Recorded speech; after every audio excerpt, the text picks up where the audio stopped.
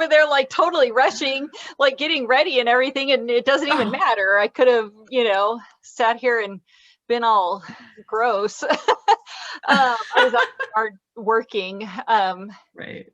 So yeah, so I'm trying real hard to lose weight, and so I've been exercising. I've been doing all kinds of stuff. So I was like, Good on you. That's awesome. it's yeah, I'm excited. I'm yeah. So going good. It's going good. It's been like 3 weeks, so that's like the well. I mean, I was kind of one of those lucky girls that never had to watch what she ate, never had to exercise. I was just skinny little string bean. And then kids, and then I had hyperthyroidism and they had to zap it. So then I lost my thyroid. And so that's been about 10 years now. And it's so trying to learn to eat right, which I'm not a moron. I know how to eat right, but Sure. I know what's healthy and what's not. But I guess kind of changing those habits, and exercising. So I'm one of those people. I got a trade off in genes. I got some really great like family traits. But I also got the family trait of like, if I look at strawberry shortcake, I will gain 5 pounds. It's just the way it is. It's given me a great opportunity to, live in acceptance of the body I'm in, and yeah, because I'm like super healthy and I'm always just like walking at that BMI of just between overweight and normal. yeah, And I always just have to tell the doctor, I'm like, look, this is normal. Like, you have no yeah. idea. I have like protein smoothies and I don't eat strawberry shortcake. So Yeah. Wow. Yeah, I guess mine is a culmination of all kinds of things. And so I got that Noom. I'm paying for that. And cool. it's, psychology of losing weight, and it there's a little bit of an ego with me where I'm like, I feel like I should already know this, kind of that beating Or myself up, that like I should already know this. This isn't new to me. But it also has really kind of opened my eyes into some things that I do that I hadn't thought about before. And so I'm really liking it. I hope. What kickstarted, I've for the past 10 years, I've been overweight, well, progressively so. But when I go to the doctor, like I'm fine. I don't have high blood pressure. I don't have sugar. Nothing is wrong with me in same, that same. Yeah. sense. But my husband just went, I mean, he swims. And I mean, if you look at the two of us, you would pinpoint me as being the unhealthy one and him as being the stellar healthy one. And he has all of it. He has, his cholesterol is bad, his height, just everything. And so the doctors were like, you have 3 months to get your act together, or you're going to be in big trouble. And so I guess it was just that, and that's kind of classic me also. Like I won't do it for myself, but I'll do it for somebody else, so Yeah. because yeah, I don't know. It's been a little journey. So I'm feeling good about it. So hopefully Awesome. things will go well. So if anything, not necessarily, while I would like to change my outward appearance, I would, of course that would be an added benefit. I would Yeah. love to, be skinny and wear what I want to wear and stuff like that. I think right now my ultimate goal is just health, Good. and so Yeah. whatever I look like, is one way, or I'll deal with that. But to be able to say, okay, I know I'm at my peak, I'm doing really well. So hopefully we'll see. Awesome. Yeah, we're trying. Okay, so yay, contraception. And then the abortion part's not a fun topic, but an important topic. But I do like the contraception talk. So let's go through this. And again, let's see. Oh my gosh, 72 slides. There's no way. There's no way I'm going to hit 72 slides in an hour. So let's just talk about a few of these things. This is just kind of giving an overview to contraceptives. The idea of contraceptives is nothing new. And Rebecca, just because I said I like seeing y'all's faces, you don't have to be on the camera if you don't want to. So I totally understand that. I wanted to say that earlier. Thank you, and I appreciate you for doing that, but you don't have to. Okay. Okay. Okay. I might, sometimes I might put myself on off camera, but I actually don't mind. I can't even imagine teaching a class and not being able to see students. I would feel super disoriented, and I don't mind. I'm not that vain. Yeah, I no, don't like the way I look I just today, but wanted it's you to know too. okay. I'm not Yeah. pressuring you. Yeah, my human Don't growth feel it. classes, like no one gets, I mean, they get on, but I don't see anyone. So I've just kind of gotten used to it. I can sit here and talk and go through the slides, and I'm okay. I promise you I'm okay.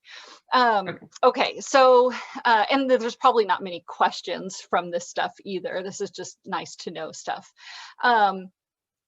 So the idea of not getting pregnant, has really been around for a long time. I think some of our earliest methods of contraception were, well, definitely like the animal intestines, being tied at one end and being used as a condom. There's women have always tried to do different things like to prevent pregnancy. They've done like getting a half lemon, squeezing it a little bit, and then sticking it up as like kind of a very crude diaphragm. They've sponges soaked in olive oil, sponges soaked in lemon juice, and sponges soaked in wine, actually, which now that makes me kind of think they probably got really kind of drunk doing that. And then once the girls were already pregnant, there were methods to try and get rid of the pregnancy. And this was douching with wine, douching with olive oil, or lemon juice, and something along those lines. So, this idea is certainly nothing new. Okay. And now we have lots and lots of different types of contraception. So we're going to go through all of this stuff. So we don't need to write all that down. It's almost like an objectives type thing. So we have,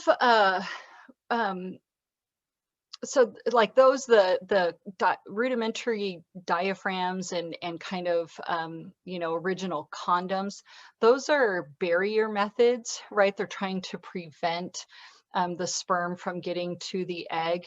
And those lasted for quite some time. And then in the 60s is when the sexual revolution was, and pregnancy and birth control and all of this was really turned on its head with the invention of the pill. As soon as the birth control pill came around, that was just huge. And if you kind of think about it, it took the control out of the men's hands and put it into the woman's hand. And she was now in control and in charge of her body. And with that, it really changed, I don't need to marry you to sleep with you. I can sleep with you and not get pregnant. And at the same time, you had kids that were going to college for the first time. Their parents probably did not. So they were the first time ever we had kids that were more educated than their parents. So you started having this kind of revolution anyways, where, they're fighting against the establishment and women are going to college and getting educated and getting jobs. And so now they really didn't feel that they had to marry a guy to have an adult life, and that, they could really sleep around and things like that. So the pill was, I would say, instrumental in that process and really helped shape America. These are just some photos from, way back in the day. I'm not going to pretend to know when that was. I know this guy up here is Casanova, and they're doing the the party tricks of blowing up the condoms. This makes me laugh. Like, does she not know that her dress is falling down? But maybe it's just showing that it's that kind of party, right? That they're having a good time. So, and here again, I guess she had to blow them up back then. No, I don't know. I don't know what's happening, but an interesting picture of the day, back then, that they did have contraception. So here's a little bit about Margaret Sanger. Margaret Sanger is instrumental in pushing the birth control pill. She worked with or helped establish Planned Parenthood. I think you could laud her as a feminist, as pushing for the advancement of females. And you hear a lot of people kind of sing her praises, but people don't really know a lot about her. And those who do would not use her as someone that they would put on a pedestal. She has a pretty, I don't want to say shady past, because it wasn't really her past, but her reasons for pushing the birth control pill are not what is always stated, So let me explain that a little bit better. She was huge in pushing eugenics. She was a racist. She thought that we needed birth control pills so that we could control the quality of the race. So her letter, these are excerpts from her letter to Congress, okay? So this, obviously, I don't think this comes up in the book. This is, I don't know, though I don't think so. This is me putting this in here just because I think if we're gonna go out and we're gonna talk about somebody, then you need to know everything about that person, okay? It's not in the book. Actually cut ties with her. Do what? Sorry, I didn't mean to. I hate this thing because it's not in the book. I just wanted to tell you it's definitely, I would have remembered. I read this chapter like over spring break and I definitely didn't see that. You didn't see this. Okay, yeah. So I want to say I got this information. There's a professor at NYU who really pushes and tries to educate people about America's dirty secret of eugenics. And so this is where I got that information from. You could just look up America history eugenics and a lot of this information will pop up. So this is her. She says that the campaign for birth control is not merely of eugenic value, but it's practically identical with the final aims of eugenics. So she is flat out saying birth control is for the purpose and final aims of eugenics. She says that systems that, like in the past, other birth control systems that they've had has a woeful inability to prevent the sexual and racial chaos into which the world has today drifted. She says, upon this basis, may we only improve the quality of the race. As this one kind of goes on, she wishes to take advantage of the present opportunity to point out the unbalance between the birth rate of the unfit and the fit. Admittedly, the greatest present menace to civilization. So she really was starting to push who would be deemed as a fit parent and an unfit parent. And again, largely she was with one of race, okay? But we know that back in the day, they also started pushing, like, if you were mentally feeble, if you were, any kind of mental illness or something like that, if they just thought that you weren't smart enough, they were going to try and sterilize you. So here she talks about, to try and discourage the over fertility of the mentally and physically defective. So this was her letter to Congress to fight for making the birth control available. A long, long time ago, birth control was not legal. Okay. It was not legal. They were not allowed to advertise. They were not allowed to use the mail system for anything that had to do with birth control. And in fact, it wasn't until 1965, which is insane in my brain, that it was Griswold versus Connecticut that they allowed birth control to be used for married couples. That was the first time that they said, okay, now it's legal. Not until about close to the 70s is from what I can gather that birth control was allowed for single people. Okay. So this was, she was a big person to push birth control, and we do need to give credit for that. But her intentions were not, the best of intentions. In fact, I would argue that they were horrible intentions. America has a very bad past of eugenics. We know that in California, we know that in North Carolina, like pretty much the South, there were thousands and thousands of young girls that were sterilized without their knowledge. So if they went to what was quote unquote, maybe a beginning Planned Parenthood, they were pregnant, they were looking for an abortion, the doctors would abort, but then they would also give them they would tie their tubes without their knowledge. And in fact, maybe now it's been about 10 years, but there was a lady, fairly recently in North Carolina she was in her 40s. She was married. She didn't understand why she couldn't get pregnant. She went to a fertility doctor, and he was like, you can't get pregnant because your tubes are tied. And it was, when she was about 14 or 15, she went to have an abortion, and they sterilized her without her knowledge. And so this is thousands of people that this has been done to. And Margaret Sanger was a part of that. And around that time is when Planned Parenthood split with Margaret Sanger. They said, you're just a little bit too crazy. We don't want to be associated with you.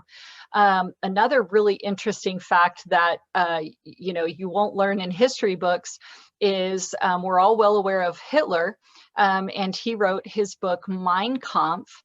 Well, if you look in there, he talks about the creation of the quality race. And he even says, as you can see, our friends in America, in California are doing, they're trying to create the perfect race.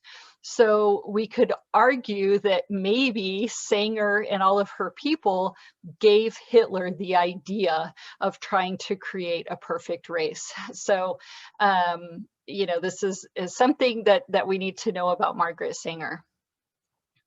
I think before we go out and sing her praises, we need to know a little bit about her past, right? This is, pregnancies. I really find it funny that we only have about 55% of intended pregnancies. And so then we have about 45% of unintended. Now we can break down unintended by two ways. You could say, they were mistimed, right? They weren't planning on getting pregnant, but it happened. So, okay, great. And then we have 18% of just flat out unwanted pregnancies. Okay, and so this is a snapshot. This was from 2016, I believe. Maybe that data was maybe 2015 data, but I don't think it has changed too much over the years. So I would have to say 2 of my kids were mistimed, and 1 was maybe a little bit more intended. So I definitely can identify with this data. So, okay, yes, again, lots of varieties of contraceptives, and we're going to get going through those. I think there's a few things that we need to think of. I never, ever, ever thought of this stuff back in my younger years. Okay. But now when you're considering and thinking about contraceptives, there are a few things that you should know about. So one of them is reliability. And we are going to learn the reliability of these different contraceptives, okay, today. Safety, yeah, well, you know, you definitely want to know if it's safe for you to do or take. Reversibility. Reversibility is how quickly, if you stopped using that contraceptive, could you become pregnant? Okay, I'll just let you know right now, a condom is extremely reversible. You don't literally want to reverse it, but you could have sex one time with a condom and you could literally take it off and then have sex again, and you are definitely able to get pregnant, you know, 30 seconds later, right? So so reversibility, how quickly, if you stopped using that method, could you get pregnant? STI protection, right? Which ones are going to protect you against sexually transmitted infections? How easy are they to use? You know, the cost, and then controllability. Who has control of the method, the female or the male? Okay. So when we look at reliability, we're going to go over two things. We're going to talk about perfect use and we're going to talk about typical use. Perfect use is like in a laboratory setting, okay? Like it's perfect. It's a doctor watching over you saying, yes, this is how you do it. And they give you a gold star and a trophy. As soon as you go home, pretty much, and you try that method, we would say you're in the typical use, okay? Because people make mistakes, we don't do it exactly right. And so we're gonna learn the perfect use and the typical use. Failure rate. Failure rate means baby, okay? So we look at failure rate and we say if 100 couples are using this method, how many of them will have a baby? Okay, that's our failure rate. That's how you want to think about it. These are all the different methods that we can use. Okay, you can see here, most girls they're, you know, about half, they're in control of themselves. Okay, these are in control of females also, but these are your two, pill and obviously just getting your tubes tied. Half of the population, okay? Very small percentage of male condoms, which is sort of upsetting to see. Okay, so here, let's see, I'm gonna move this. Oh no, we're not scooting, we're not missing anything. Okay, so let's look at this, okay? This is a very busy thing, but here's our failure rates, and this is perfect use, and this is typical use. Okay, this is just the percentage of people that report using this method. Okay, so our number one, male condom. Okay, male condom. When you go buy a box of Trojans, they're going to tell you we're 98% effective, that they only have 2% failure rate. Okay, and that is true in the perfect use, but all these couples going out there using condoms on their own, we have an 85% effective rate. Okay, so 15% or 15 couples are becoming pregnant on their own with typical use compared to the only 2 in the laboratory. All right, and so compared to an A rating, you really have a B rating. Okay, and it's not, there's nothing wrong with bees. There's nothing wrong with bees, but if you are 100% sure that you do not want to have a baby, that's a pretty big gamble. And would you put it on a B rating? Okay, so that one you want to think about. Condoms are great, and there are ways to increase the effectiveness. Let's see. One time, you can't have sex, leave the condom on, he gets hard again, and have sex again with that same condom. That is typical use. Okay, as soon as he goes limp or flaccid, you have to take it off and get another condom. Okay, condoms, you have to put it all the way down to the base of the penis. You can't wear it on top like a little beanie, okay? It has to go all the way down. You can't use latex with an oil-based lubricant, okay? Only a water-based. An oil-based lubricant causes the latex to break down, and it increases its chances of breaking. So water-based KY jellies, those are water-based, okay? But you can't use baby oil. You can't use Vaseline, any of these oil-based. Now you can, if you're using polyurethane, a different type of condom, you can use whatever lube you want, but that one you have to be careful with that. They can't be past their expiration date. That might be all that I can think of right now. That seems like a pretty good list, right? But I think that's all I can think of. So we'll go on. Okay, a female condom. Have y'all ever heard of those? A female condom. I'm sad I don't have access to my office. I'm sad I don't have them in front of me. Some people describe them like a trash bag. They're pretty big. They're not stretchy like a male condom is, but women, you put them up in your vagina, and they can actually stay there for quite some time, hours. You can go to the club, have them in, and then go, you find someone and then you can go have sex with them. Sometimes they say that just those few seconds in between where a guy's having to put on a condom, he can lose his erection, or people just make bad decisions during that time. So you don't have to worry about that with a female condom. It's already there, it's already ready. The bad thing, well, there's a couple bad things about a female condom. It's big. You have to kind of hold it on the outside of, like, around your vulva, so that it doesn't, move around too much. You obviously have to make sure the guy is inside of it and not going off to the side, right? He has to be inside of the female condom.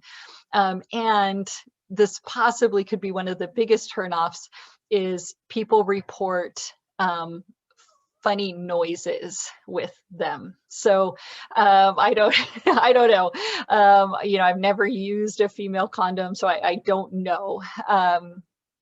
And this is 5 people out of the 100 become pregnant. This one is 21 become pregnant. So they have a C rating, 79%, effective rate. So I don't know if it's worth it.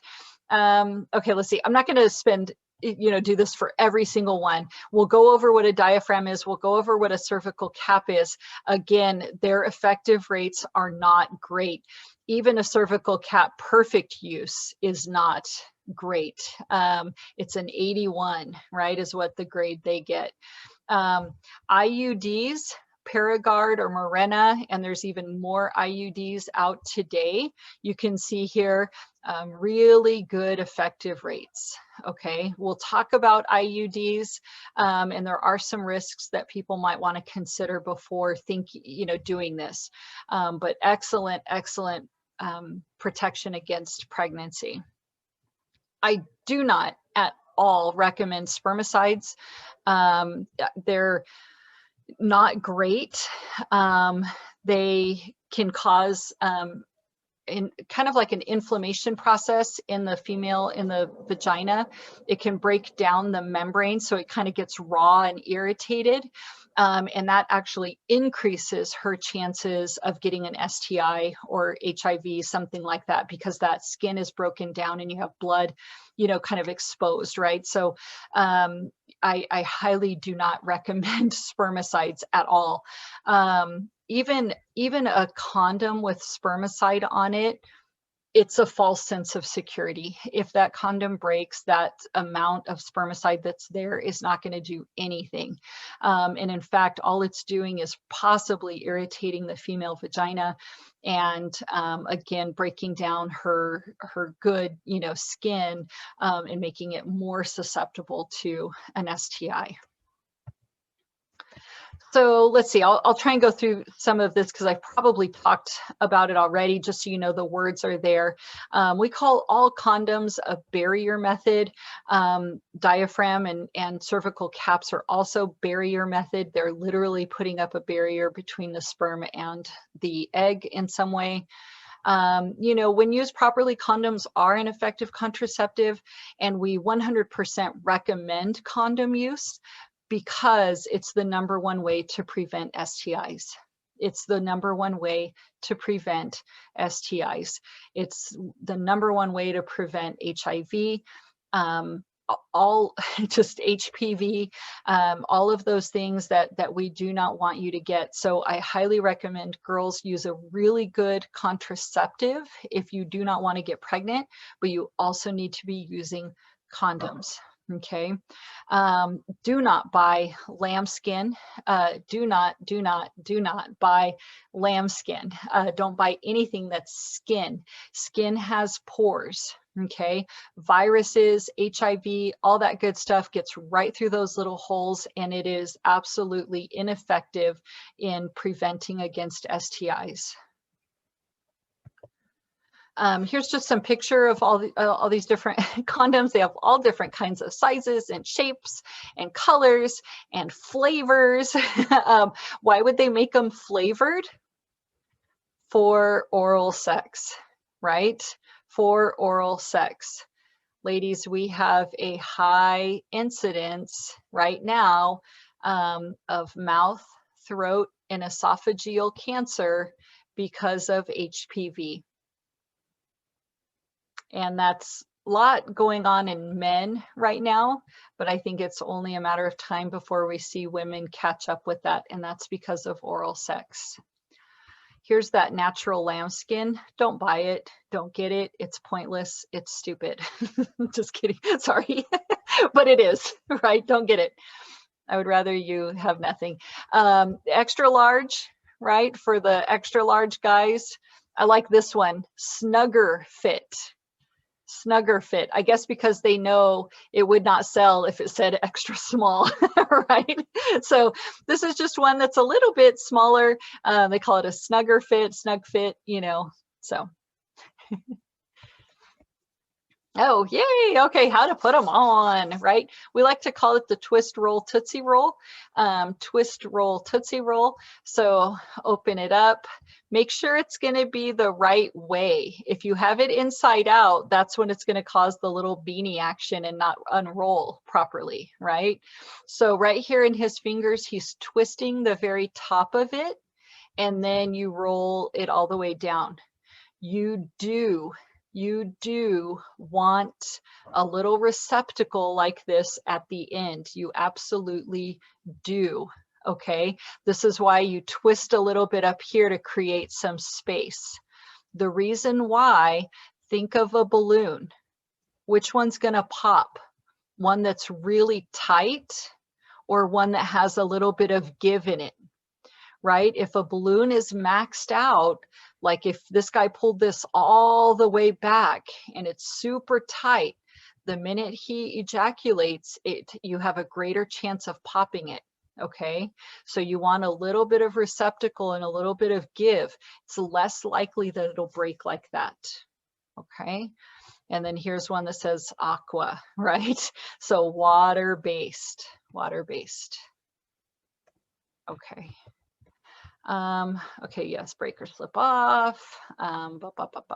Okay. Oh, this kid won, I think it's a Gates scholarship for inventing this method here of putting on a condom that would every single time be an accurate fit. So that's kind of cool. It's almost like a Band-Aid. You just pull it on and then those edges kind of pull off or something. So really innovative, super cool. Male contraception. So they're saying, could we be doing something possibly in the future? This is just an idea of a temporary block in the vas deferens, so that it's not a permanent change. It's not sterilization where they cut the vas deferens, but here they just put something in there that blocks it and it could be taken out later. So an idea, right? Female, let's see. Yes, substantial protection from STIs. This is one of the reasons that you have like La Fe and HIV outreach, all of these health clinics really pushing female condoms because they have substantial protection from STIs. Okay. Oh, there you go. That's what a female condom looks like. Again, I guess that's where we can say, yeah, it's pretty big, it's pretty clunky, but you know, they work. Kind of, right? No, they had a C rating. So diaphragm, cervical cap, these are things that you put up inside of your vagina and then you fit them around your cervix. Okay, so they literally create a barrier and like a little door around your diaphragm or I'm sorry, your cervix. The diaphragm has to be used. It says right here, it must be used with spermicide. Okay, must. You have to put all this spermicidal jelly inside of the diaphragm and then put that up in there because they're not very effective. And little sperm are tricky and they're persistent and they know how to swim around that little guy and get right up into the uterus. So they put a bunch of spermicide in there. Say spermicide, right? Spermicide. It's like pesticide. You're putting chemicals, you are putting stuff inside of your body that there's no reason to be doing this, guys. Okay, there's no reason. Yes, there we go. Spermicides are not reliable preventing pregnancy when used alone. The failure rate is high and obviously offers absolutely no protection against STIs. The only three ways to protect yourself against STIs are male condoms, female condoms, or abstinence. Okay, nothing else is going to stop it. If he is ejaculating inside of you, then you are susceptible to all those STIs. And when we cover STIs, we're actually going to learn that you don't even have to have sex. You could just be rubbing up against somebody, okay? And you can get STIs.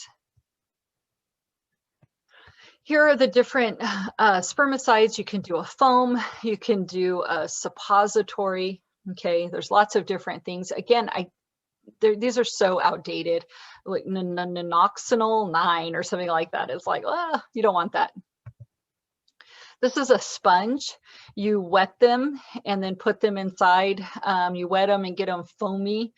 They're filled with spermicide and you put them up inside of you. But again, I do not recommend these. Okay, so now we're getting into, there's hormone-based methods, right? So we've covered kind of, sort of the barrier method. And then there were the IUDs and spermicides. We'll talk a little bit about those. I know they're coming up soon, okay? There's behavioral methods and then obviously sterilization. So the hormone-based pills or hormone-based contraceptives, they're pretty good, right? They're even in the typical use, they're pretty good. Perfect use, they're excellent, okay? Over here, they're okay.